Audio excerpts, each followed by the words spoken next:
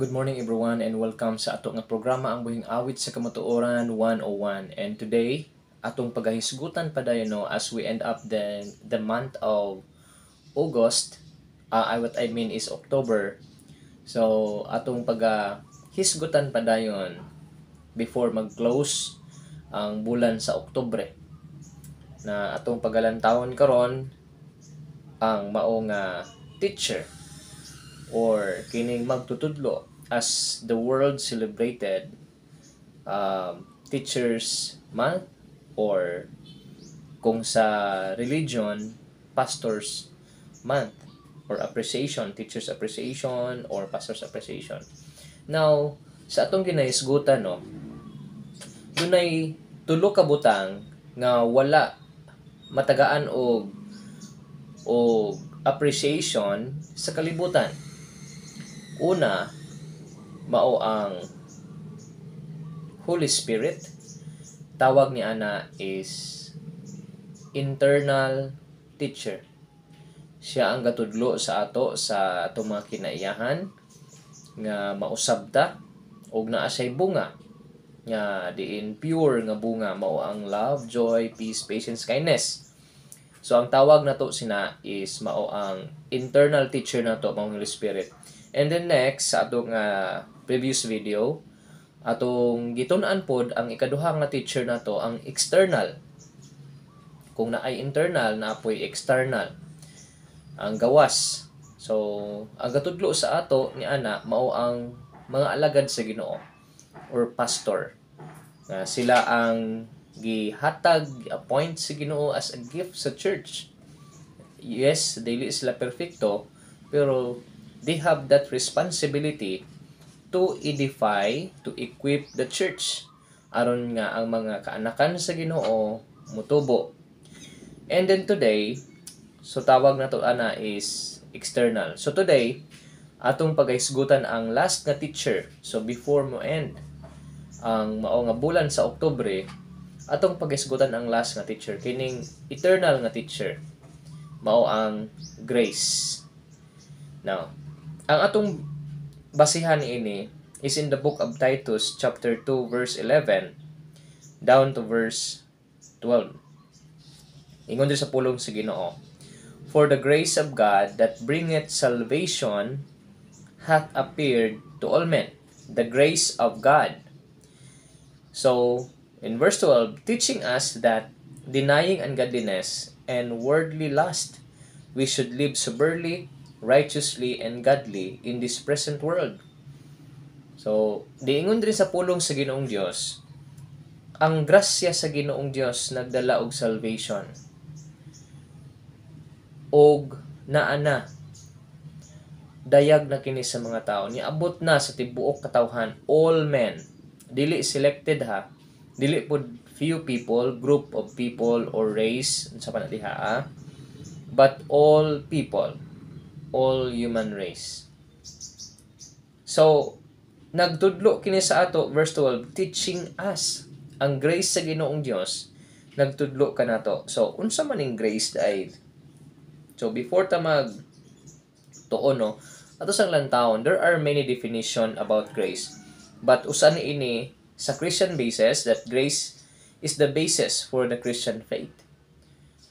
So ang grasya di ay mao'y basis sa Christian faith. We believe we are saved by faith through grace. God's grace is usually defined as undeserved favor. Ang grasya sa Ginoong Dios usually na-define kana siya as undeserved favor. Nga diin dili unta ta angayan pero gipakaangayan ta sa Ginoo. So that is grace. Gitagaan ta ni ana og grasya sa Ginoong Dios, pabor sa ato. Grace cannot be earned. It is something that is freely given. So, di mo na pwede i-earn, di na po pwede trabahuan, di na pwede mo bayaran. So, ang grasya sa Ginoong Dios, freely given. So, muna siyang unmerited favor, undeserved favor. Grace, for short, is pabor or tsansa nga diin gihatag sa Ginoo sa ato. So, mao nang giingon din sa Bible, tungod kay usa kini kapabor sa ato ang grasya, pabor sa Ginoo sa ato, mo nang nagtudlo di ay kining grasya or ang tsansa nagtudlo di ay sa ato, nagpahimangno di ay sa ato deny ungodliness. Number 2, worldly lust. So, mao ni siya ang iyang ginahatag, ginapa-remind sa ato. Nga ikaw gitagaan kag tsansa sa Ginoo. So, i-deny ang ungodliness o ang worldly lust. Lust of the flesh, lust of the eyes, and then the pride of life. In the book of 1 John chapter 2, 15 to 17. So, muna imuhang i-deny. Tungod kay, kung dili ka mo response ni ini nga grace, there would be no other grace at all.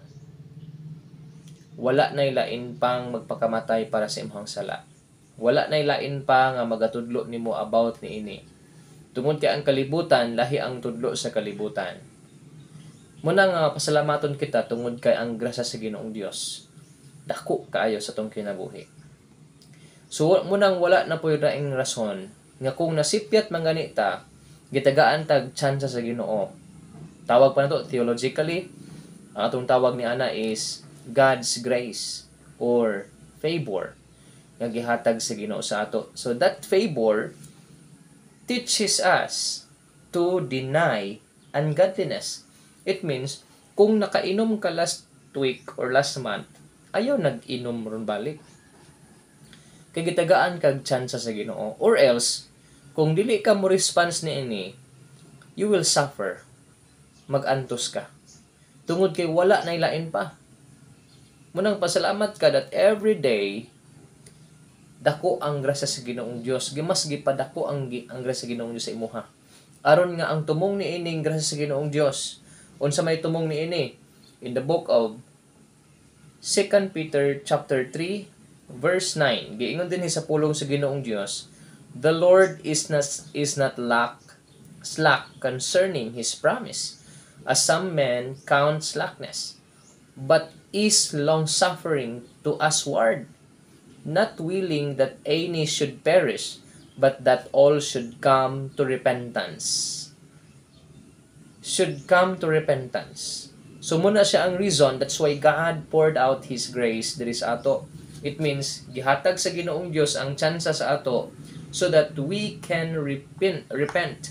We can still repent sa atong mga sala. So, muna siya ang teacher, ang eternal teacher. So, asa man nato na siya makuha. Dinhi giingon sa pulong sa Ginoong Dios, in addition, in the book of John chapter 1 verse 16, and of His fullness have all we received, and grace for grace.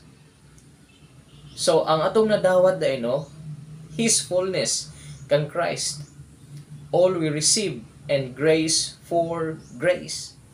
Grasya, kung mo ingon kakaroon, pastor, sayop man ang imuha, pastor, kay, yes, nakasala ko gahapon, or nakainom ko gahapon, buhi pa mo karon, mo bitaw na ay grace, as of now, and for grace.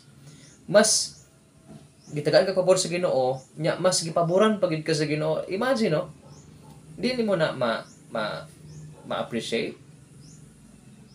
Nya diin unta sa dihang nagpakasala ka, sa dihang wala nimo na acknowledge ang kaayo sa Ginoong Dios, ang tsansa nga gihatag sa Ginoo sa imong kinabuhi, ang pabadlong ka, gipadako pagid gyapon sa Ginoo, gidungagan pagid sa Ginoong Dios og lahi na pud nga grace. Grace for grace, tsansa ug tsansa. In verse 17, for the law was given by Moses, but grace and truth came by Jesus Christ. Muna kung inaasa to na makuha kay Jesus Christ. Munang without the person, without Christ, luoy kayo ng tao.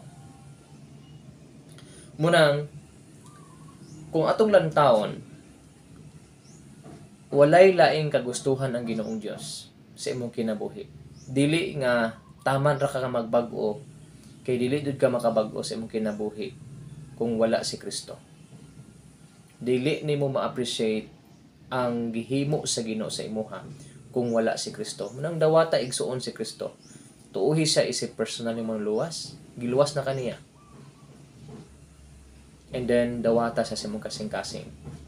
Aron kini nga grasya nga gihatag sa Ginoo sa imuha, ma-appreciate nimo ni. So this teacher, kining grasya nga eternal teacher, dili ma-appreciate sa kalibutan tungod kay ang kalibutan wala nila gi-acknowledge si Kristo. So mga Christians, I hope na kita usa ta sa ma-acknowledge niini. God bless us and thank you so much.